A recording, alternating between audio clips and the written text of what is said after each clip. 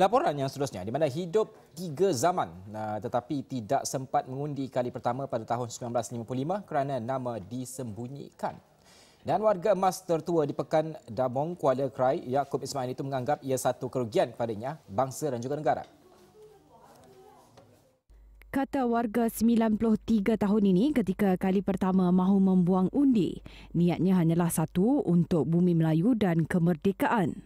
Kisah warga emas yang dipercayai tertua di Pekan Dabong ini dikongsikan kerana beliau merupakan warga emas yang masih kuat ingatannya.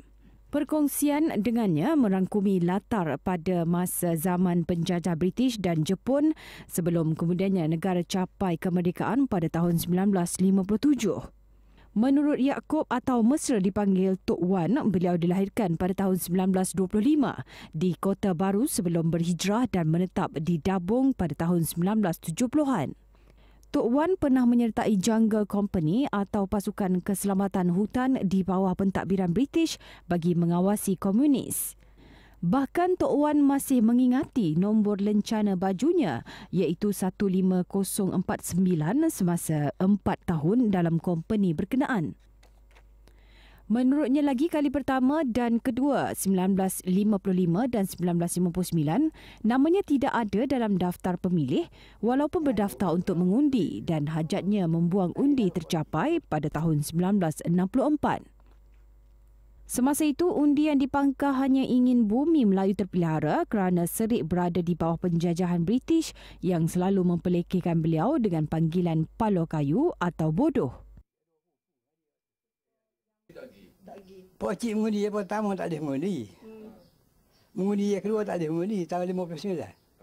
Mana 55 tu tak mengundi lah? Tak ada mengundi. Tak boleh. Sebab apa tak ada? Sebab Pak Cik orang Melayu, Pah pun orang Melayu, kerja sama rata semua. Tahun 59 tak ada mengundi? Dia nak mengundi tak ada undi. Tak apalah, rasa merdeka lah. Katanya nilai undi itu bukannya duit atau memilih pemimpin kaya. Sebaliknya, undi merupakan untuk bangsa dan negara. Amo kata dia pada awal pilih raya Datuk. Dia Datuk. Amo orang tua tak segan kata. Bukan kerana piti. Amo makan tu air batu, nasi berlauk. Katanya suasana zaman British berbeza dengan zaman Jepun di mana zaman Jepun lebih menakutkan.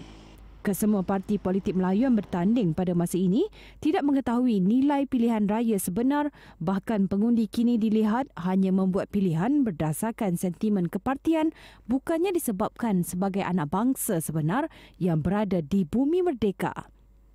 Tok Wan mempunyai 3 orang anak, 2 lelaki dan seorang perempuan, manakala isterinya sudah beberapa tahun lalu meninggal dunia. Pesannya cuma satu, supaya anak bangsa menghargai keamanan dan kemerdekaan kerana perjalanan mencapai ke tahap ini bukannya mudah.